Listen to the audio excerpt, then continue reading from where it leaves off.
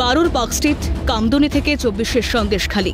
অনায়াসেই বানিয়ে দেওয়া যায় তৃণমূল শাসনে দুর্বৃত্তায়দের এক বিশাল তালিকা। তবু ভরসা দিচ্ছেন মুখ্যমন্ত্রী। চিন্তা করবেন না, আমরা আপনাদের পাহারাদার, আমরা বিজেপির মতো জমিদার নই।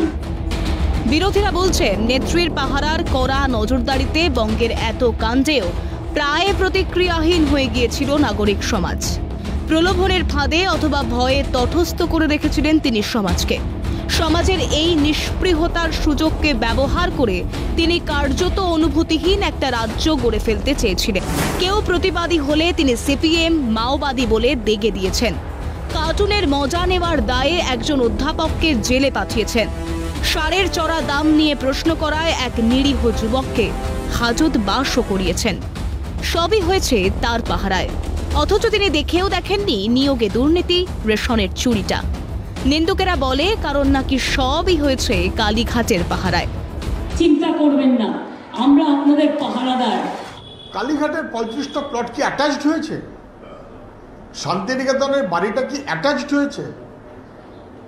সোনা পাচার, গরু পাচার, কয়লা পাচার, বালি পাচার সব সম্পত্তি কি অ্যাটাচড হয়েছে? ভাইপোর নিজস্ব বাহিনী, তারা কি অ্যাটাচড?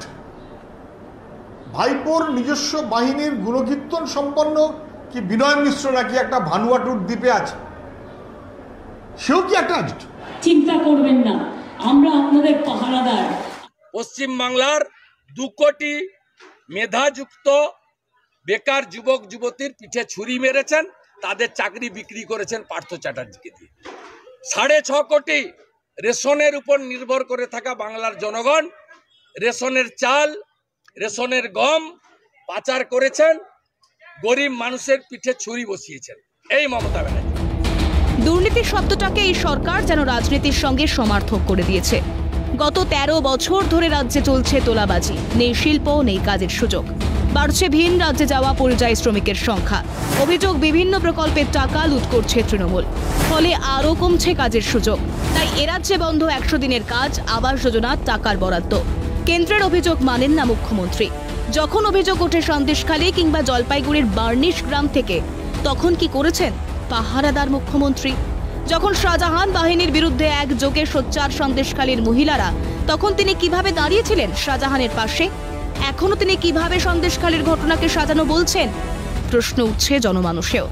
যদি ওঠে জমিদারের কথা, তখনও তীরে বিঁধবে তৃণমূলই।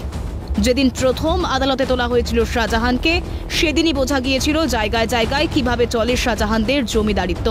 সেই শাহজাহানকে বাঁচাতে কোষাগারের টাকা উড়িয়ে সুপ্রিম কোর্টে গিয়েছিল মমতা বন্দ্যোপাধ্যায়ের সরকার। কোন জমিদারের টাকায়? উঠছে এই প্রশ্নটাও। ক্যালকাটা নিউজ।